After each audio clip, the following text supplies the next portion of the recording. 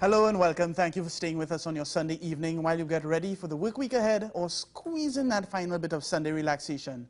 We'll be in your homes every weekend from now until the end of silly season. I'm Jabari Fraser. This is Current Affair. You can send us your comments and suggestions on Twitter at TV6TNT or at Jabari Fraser. Don't forget to use the hashtag A Current Affair. Give us some feedback on Facebook too. CCN TV News is the name of our Facebook page. This evening, we're talking political maturity. What specifically? Why don't our politicians just be big men and big women and debate in front of the national community? No big flags, no blaring horns, no free jerseys, no fetting, and importantly, no dogs and no cats. We have had leadership debates that have fallen through because of egos. Which politician doesn't want to debate with the other? Who do like who moderator? Who do like this? Who do like that? To talk about these issues, I have Dr. Bhoe Tewarie on set with me. He's from the People's Partnership and he's from the COP. And before we get started, we must explain why our show today will look a bit unbalanced. For the last 4 weeks or so, since this show began, we've tried on different occasions to get representatives from the People's National Movement on set to discuss some of the issues which affect all of us. Every time we've extended the offer, we've been turned down for different reasons. So we were expecting someone from the PNM to come today, and up to yesterday afternoon, things were ready to go, and this person canceled at the last minute. So that's precisely what we are talking about today, unwillingness to sit and debate. Dr. Tewarie, good evening. Thank you for being here. You. All right? So I want to ask you, first of all, why can't our political leaders just sit down and debate? I don't know. It may be an issue of not wanting to find themselves with an unfair advantage. I think that might be in people's minds sometimes. It may have to do with the personalities and what precedes a situation of debate. But I know in this country there's a debates commission which tends to be private sector led. Mm-hmm. And I know that debates have been conducted through that forum. And I think it's a good thing for the society when people have an opportunity to judge the ideas of people against each other and the engagement of issues that are important to them. I also think the whole business of asking questions that are not, that are really impromptu, I think that can be useful also because it gives you a sense of how people respond thinking on their feet. And I think those things are good. But I must say that, you know, in the current climate that we are in, I don't think the ground has been prepared very well for a debate on issues. I mean, the most recent statements, for instance, by the leader of the opposition,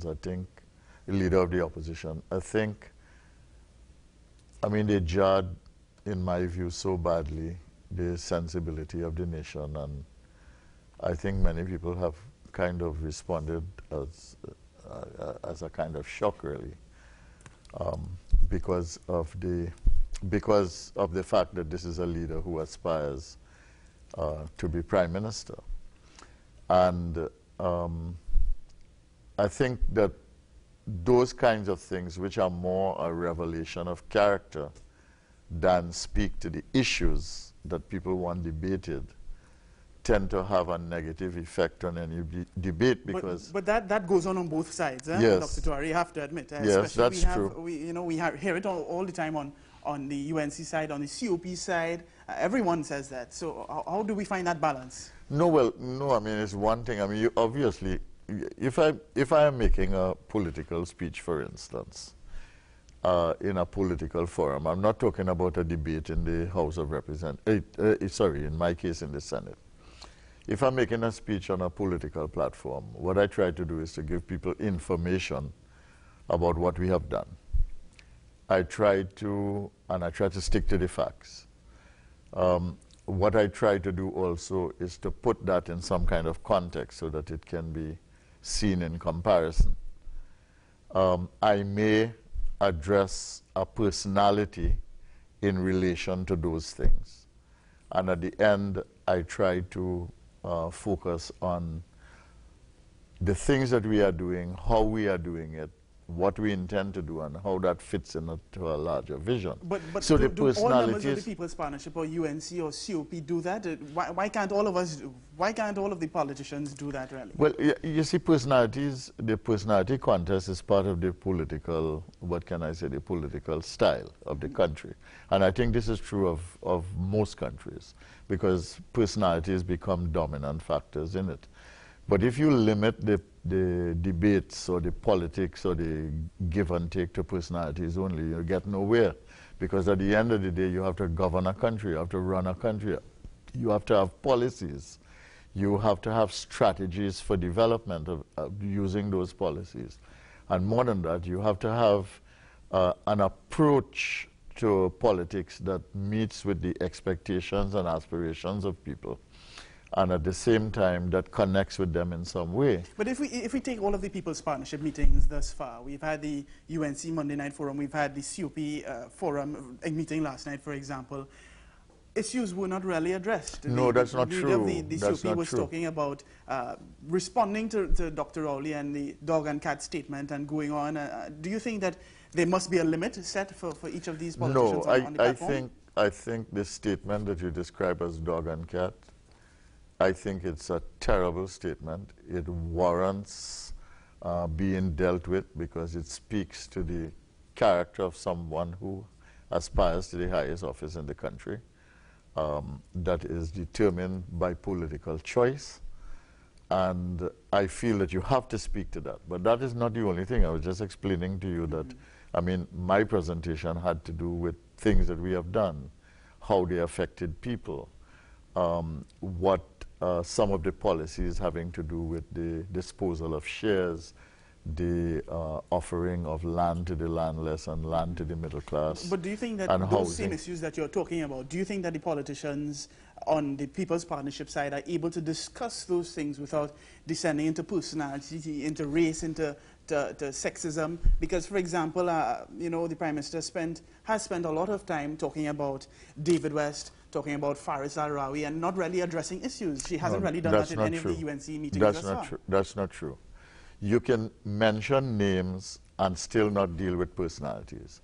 The David West issue had to do with the matters surrounding a situation in which a person had been selected to hold an independent office. But why has that been the focus of all of her speeches thus far? That or Faris Al-Rawi or Dr. Rowley, for example? No. Rather than the issues and the People's Partnership track record? The Faris Al-Rawi issue had to do with a conflict of interest situation in Parliament. And you mentioned it once, but why go on for half an hour about it?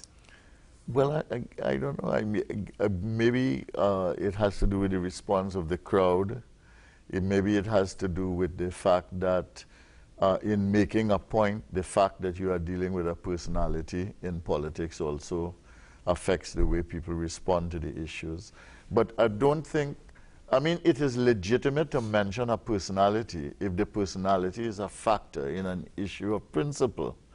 Conflict of interest is a principle. Non-disclosure in the case of West is a principle. This particular issue with Mr. Rowley has to do with the respect due to a prime minister and the respect due to women. We have the principles all around together. But why is that the main focus rather than the issues? Well, I don't know. Out of an hour-long speech or half-hour-long speech, 20 minutes or half hour, what's that about? Well, I do think that more time should be focused on vision. I think it should be focused on policy. I think it should be focused on the kinds of interventions that are required for development. I think development of our country is a big issue. We are a country doing very well, but we're caught in a middle income trap. Our per capita income is about 20,500. And for instance, from our point of view, People's Partnership, we'd like to see it 40,000 per capita with better equity, greater inclusion in 15 years' time. And those kinds of issues beg the question, well, what do you do to quicken the pace of development? And those are the issues that I think should really be dominant. But once personalities come up, or once people say things that make them vulnerable to attack, you are going to have the to-in and fro-in and the personality issues. Do you know, talking about the debates commission and the political leaders debate, which we haven't had up to now, yes. Do you think that the leaders are able to come on to a debate, a live debate, and do this thing for the benefit of the national community without trying to find out who's coming from either side and deciding, yes or no, I'm not coming to debate with this one or that one? No, well, I mean, you have to understand how political campaigns are done. I mean, a political leader of any party in a campaign doesn't handle everything themselves. You have people who are organized to deal with these matters. So they go, and those people try to prepare the ground to make sure at the very minimum that there will be a fair balance in the management of the debate process. And secondly, that if there is to be any advantage, it will be to their advantage, not to the other. I mean, and these are the realities of life, and it has to do with negotiations, etc. The leaders are not involved in this. It really is the people who organize. For example, if the leaders really want to debate and find out and put their position before the community, should that not matter at all? Yeah, it must. I mean, I think everybody looks for a fair moderator. And I mean, I'll be quite frank with you. If people invite me and they tell me what the topic is, I generally make myself available. Sometimes if I feel the moderator is unfair, I will battle with the person. Dr. Tewarie, I have to stop you now. We have to take a quick break, okay? When we come back, we have more. This is A Current Affair.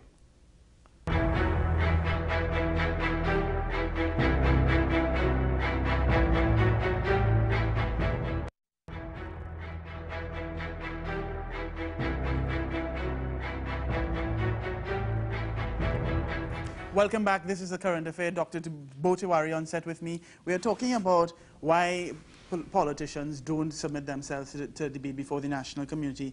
You know, all of the political parties, 5 of them, signed on to this code of political conduct, yes. Code of good conduct. You know, one of the requirements in that is that all parties would submit themselves to a debate. Is the partnership going to stay fast to that promise? Well, I don't think that there's any plan not to engage in a debate, but I mean, it depends on the conditions at the time. There's a political leaders debate. Will the Prime Minister attend that debate? Well, I am not able to respond to that and say yes or no. But if she decides not to come, would you encourage her to go on debate? What I would say is, as of now, there is no considered opinion that the Prime Minister or the political leader or anybody from all sides would not engage in a debate. I mean, so if it changes, would you encourage the Prime Minister to attend? Well, it depends on the context. It depends on the situation. Well, I would say, all right, I would say, for instance, and I'm not trying to belabor the point, but it is the most immediate point. I think given the performance of Mr. Rowley when he spoke the last occasion, which has become very controversial, if it were me and I had to debate him, I just would not go. But you see, you're doing the same thing. You're going into personalities. Right? No, I would not. I would not do it. I would not do it because I feel that he has sunk to a low that I do not feel to engage him on issues makes any sense, because a character issue has come up in a most formidable way, and that would affect... The Prime Minister should not debate with Dr. Rowley then? In this context, if it were next week, I would say no. So, well, some things arise every weekend in this silly season. Yeah, and you have to deal with the context. You have to deal with the context. The Prime Minister is the Prime Minister of this country, and I think that he disrespected her very badly. And I think I mean, any ordinary, decent person would apologize if they made an error. The second thing is it that the parliamentarians are not willing to submit themselves to a debate where there's no free reign, like in Parliament, people could cross-talk. That is free reign. Have we do it in cross-talk all the time. Parliamentary privilege where they can say anything they want except cuss each other. No, but you see that in the Parliament. There's a lot of cross-talk. There's a lot of engagement. No rules, but in a debate there are rules. Well, no, in a Parliament there are rules, and that is not true. There are standing orders for both the House of Representatives as well as the Senate. And for anything that you are doing, there must be rules. But there also is context, and I want to say that. I'm trying to be as honest as I can with you, because emotions are a factor in this. And if you have a campaign properly conducted in which people are dealing with issues all the time and the debate situation comes up, I think candidates are more likely, leaders are more likely to be prone to debate. If you have a situation in which people sink to new lows and in which there are personality issues and there are character issues that become really distasteful, I think it will affect the way people approach the debate. And I want to say something about something you said. You said, you know, in these UNC forums, in the COP forums and so on, issues of race and so on. That never comes out. I can say that for certain. For example, we have the puppet ads that were in the UNC Monday Night Forum with Dr. Rowley and the puppet of him going to wine with this puppet passing by, this female puppet. You know, isn't that the UNC prolonging something that doesn't necessarily need to be prolonged? Example, sexism? No, but when sexist arguments, rather? I do not like that kind of thing, but I would say that I have seen situations in which they have gone after the Prime Minister or members of the People's Partnership, and it has been persistent and insistent, including influencing media personalities in the process.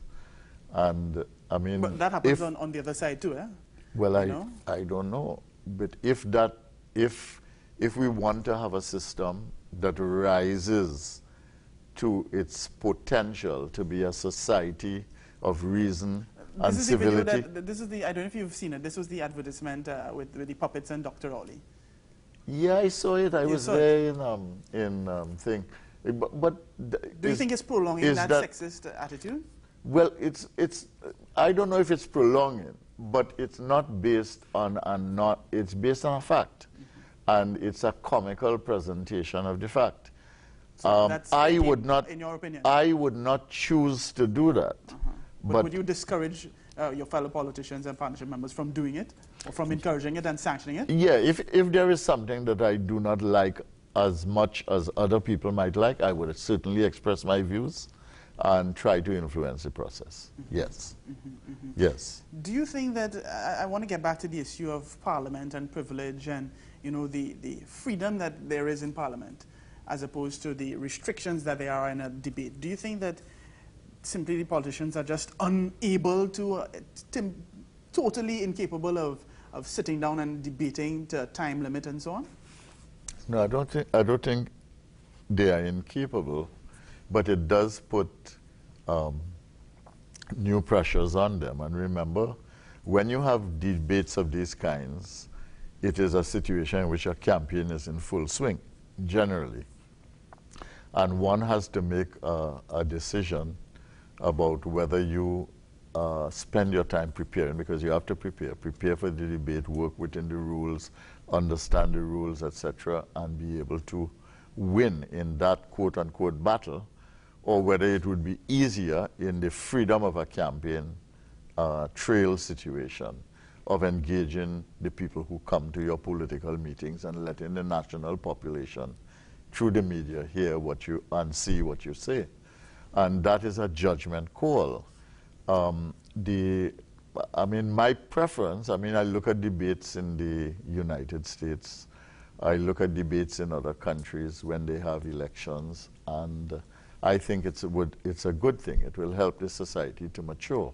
But I think that it's an evolutionary process, and I think that it does require a society that is mature, and it does require conventions to be developed, and I think we're getting there. Now, you've participated in some of the TV6 town hall meetings that we've had. Yes. And you know, you've been there, and it's got hot. I mean, there's been a lot of contention. It doesn't bother me, crowd and so on. Yeah. That is a debate. Do you think that the other members of the partnership, the Prime Minister specifically, would be willing to participate in a town hall meeting, or even the more restricted, calm, settled environment of the political leaders' debate? No, I think she would be open to both, but again, it depends on context. You know, you have to be we careful. Had the local government election when she didn't appear, and then that caused the domino effect with PNM not appearing, and you know, sending second-string politicians, and then it just ended up flopping. Again, it has to do with context. There's a certain context at that time. What was the context at that time? Take the meeting that I went to, the town hall meeting. All right, I went. I mean, basically innocent, right? I didn't take a person with me. In other words, I didn't mobilize anybody to come to the meeting. You can speak for yourself, but do others do that from the party? I can't speak for other people. We saw that in the last town meeting in Sangre Grande we had. What? When Sangre Grande, I believe it was, when a lot of UNC supporters flooded the meeting. They were in big maxis and so on. But so did the other party, okay. All right? But so, would you promise to restrict that, or would you promise to influence or seek to influence your colleagues to restrict that and cut it out completely? No, because you cannot, the people do not abide by codes in the country. Why? Why don't the politicians Because abide they by are the codes? not mature. The politicians are not mature? I think so, and we have a culture in the politics of this country that has evolved quite badly. Mm-hmm. Why is that? Are the politicians at fault? Well, I don't. Well, the politicians are at fault because they are always in the leadership.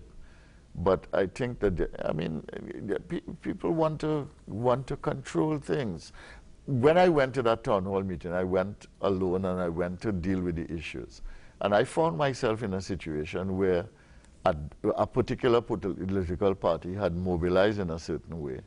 One other political party did not attend and had simply sent maybe supporters, and the thing got a little hot. Now, I am not afraid of these things, and I believe that if you are in politics and you represent the people and you represent the people's interests and you are trying to do a good job for the country, then you must be willing to face whatever heat comes to you and address it the best way you can, right?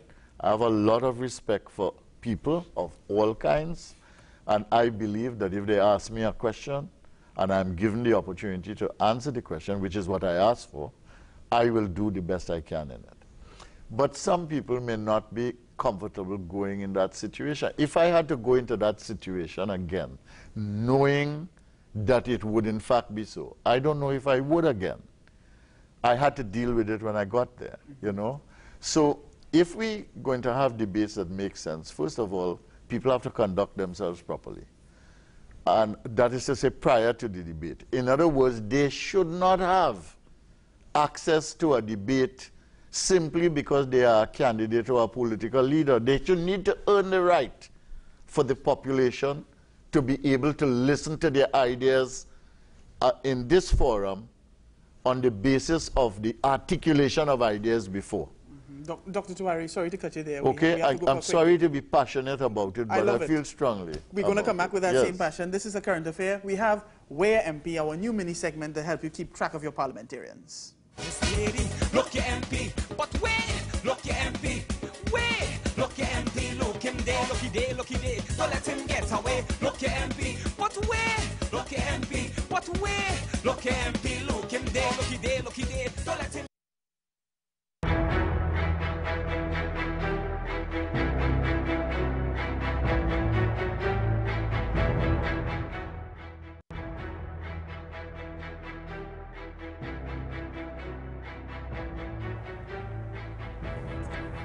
Welcome back to our current affair. We hardly have any time left. Dr. Tewarie, what do you do? What are you going to do when the time for the leadership debate comes around? Are you going to, we have to get back to this important question, are you going to encourage the Prime Minister to attend regardless of issues that are circulating in that week or not? No, I think context is important, and I couldn't give you a yes or no answer like that. So the debate is not important enough to have a yes or no answer? The debate is very important, but context is also important. And for instance, I want to say that this Prime Minister has subjected herself for the first time to answering questions put to her only an hour before she actually answers them in the Parliament, which has never existed in our Parliament. It has existed in the British Parliament, but has never existed here. she is fearless in addressing the duties of her office. Do you think she'd be fearless in something that she signed on to? She will be fearless in engaging anybody in a debate. Including Dr. Rowley? Including Dr. Rowley. I mean, what is the big deal for Dr. Rowley? But Dr. Rowley, in my view, has to earn the right to debate, because I think that he just by has... virtue of being opposition leader, doesn't he have that right? No, he is not entitled, no. He represents a significant part of the population. The opposition leader post carries with it a responsibility and obligation to conduct yourself in a certain way. So does the office of the Prime Minister... does not give you license. When we have, for example, that it's been circulating, this comment from the Prime Minister laying pipe, I think back in 2004 when she was on the platform with Ganga Singh, and we have that, and we also have issues of good governance in this present government. So doesn't the Prime Minister have a responsibility, regardless of whatever issues are circulating, to respond and she wasn't the Prime Minister at that time, and she didn't make the statement. It was somebody else who did. But she continued the statement saying she only knew about Dr. Bissessa's pipe. Well, I mean, that is pecan. That is not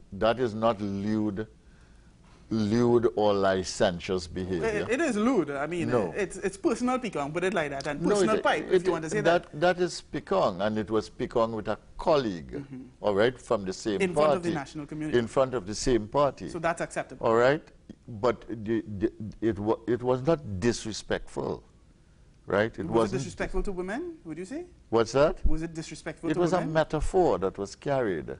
This one is not, this one is terrible. Dog and cats and... Well, it's terrible. I mean, you have to impute the meaning from not just the words, but the tone, the manner of delivery, the context. And talking about manner of delivery and so on, do you think that, for example, the incumbent would have a particular disadvantage in a debate, and do you think that the Prime Minister, by virtue of being a woman and being more attractive than Dr. Rowley, would have an advantage in a political leader's debate? Well, no, I don't. I mean, if it's whether it's a man or a woman or whatever it is, I mean, I don't think that matters. It's two people, two personalities. I mean, some people tend to connect better with a population on the basis of visibility and presence than others. I mean, these are things that are intangible. So I don't want to comment on that. But what I want to comment on, you see, I'm making a very important point, Debate is about issues. And you cannot run a campaign on the basis of bacchanal and expect them to earn the right to debate on issues that you have not presented to the public. I hope the PP handlers will make note of what you're saying. Yes, this is important. All right? And therefore, you have to present. We in 2010, all right, from 2010 to 20, in all the campaigns, we had manifesto, we had plans, we had programs, we had things that we announced, we had things that we have done. And would you say the partnership government has stuck to those things? Well, there is always governance habits at the base of it all? No. I think we have in all of campaigns we have been able. In fact, the opposition has been very angry about this. The fact that we talk about what we do and they say we take a checklist and so on. We've been doing that, but there is an entertainment part of politics, and people also like some of that in it, and that is where the personalities and the give and take of personalities come in. Thank you very much, Dr. Tewarie. That's all the time we have for now. We want to thank Dr. Bhoe Tewarie very much for coming to take the plunge and be part of this one-sided debate, maybe for the political leaders debate. If anyone doesn't want to participate, you can leave a blank chair, whatever the situation is. Join us next week, Sunday at 7:30 after the TV6 News. This is A Current Affair. Good evening.